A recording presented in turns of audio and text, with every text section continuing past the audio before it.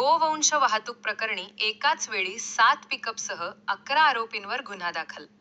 15,43,500 रुपये मुद्देमाल जप्त. चांदवड पोलीस ठाण्याच्या हद्दीत वडबारे रोडवरील इच्छापूर्ती गणेश मंदिराजवळ गोवंश जातीच्या जनावरांची कत्तलीच्या उद्देशाने निर्दयतेने वाहतूक करताना पोलिसांनी मोठी कारवाई केली. या प्रकरणी गुन्हा रजिस्टर नंबर 35/2026 अन्वये महाराष्ट्र प्राणी संरक्षण कायदा 1976 व प्राणी क्रूरता प्रतिबंधक कायद्यानुसार 11 आरोपींवर गुन्हा दाखल करण्यात आला आहे.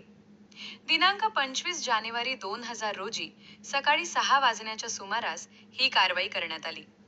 पोलिसांनी विविध पिकअप वाहनांमधून वाहतूक होत असलेले एकूण 21 गोवंश जनावरे व 7 पिकअप वाहने असा सुमारे 15,43,500 रुपयांचा मुद्देमाल जप्त केला आहे.